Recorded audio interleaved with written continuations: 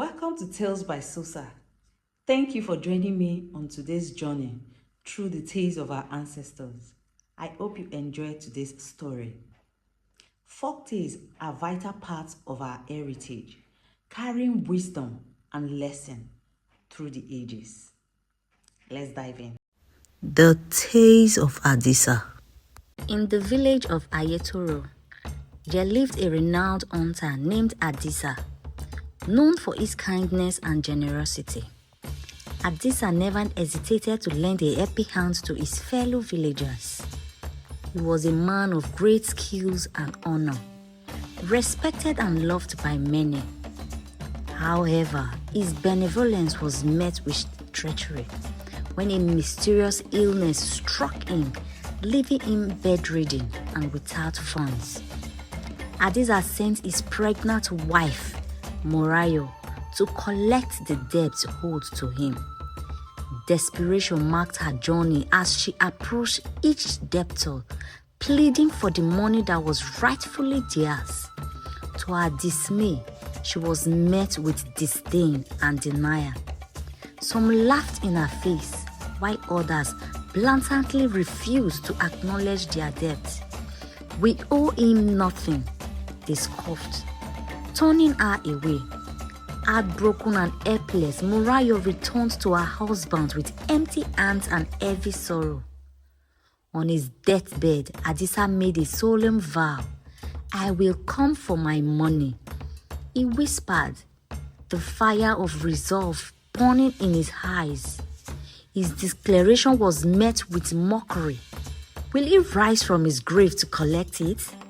The villagers jeered, dismissing his words as the ravings of a dying man.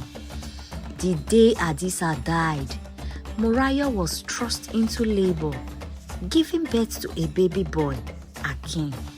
As Akin grew, whispers of his father's promise lingered in the air, forgotten by many but not by the spirit of the departed hunter. 6 years later, the villagers were startled as young Akin began his journey through Aiyetoro. With a maturity beyond his years, he approached each debtor, reciting the exact amount owed, the circumstances of the loans, and the dates they were given.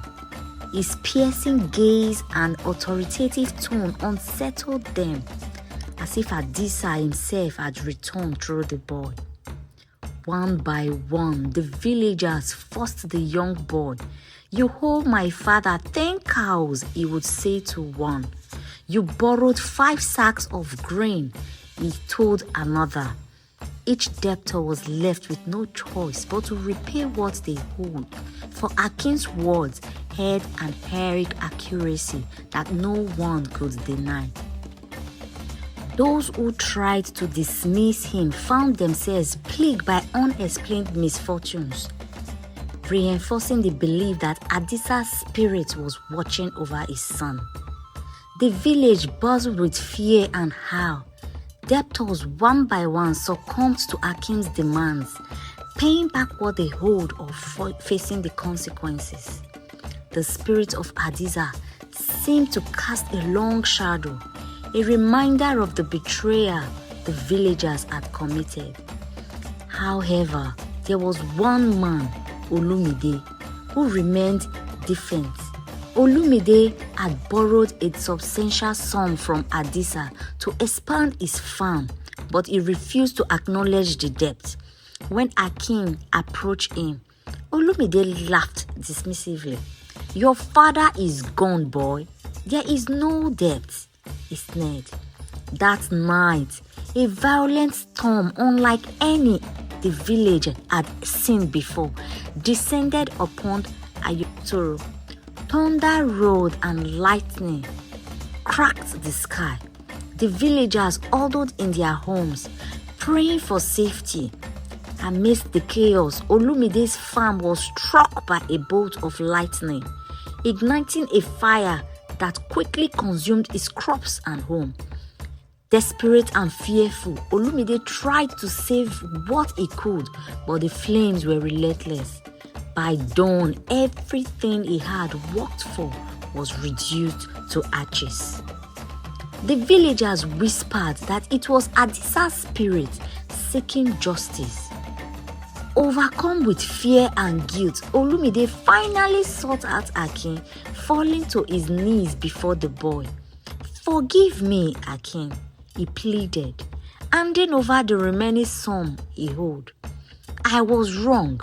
Your father's spirit is powerful, and I cannot bear the consequences any longer." Akin accepted the payment, his expression solemn. The news of Olumide's calamity and subsequent repentance spread through the village, reinforcing the belief in Adisa's vow. In time, Aiyetoro learned a valuable lesson. The deceit they had sown brought forth fear and remorse. Honesty and integrity, they realized are the pillars of a community's strength.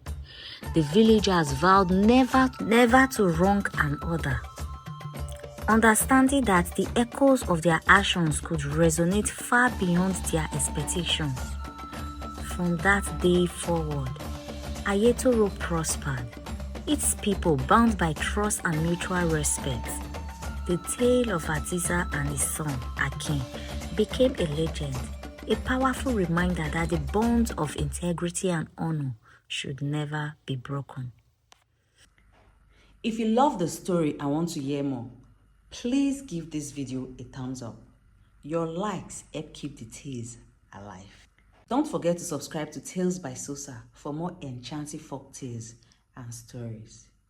Click the bell icon so you never miss out on our new tales. I would like to hear your thoughts on today's story. What lesson did you take away from it? Have you had a similar tale in your culture? Share your thoughts in the comments below. Your story and insights will make our community richer.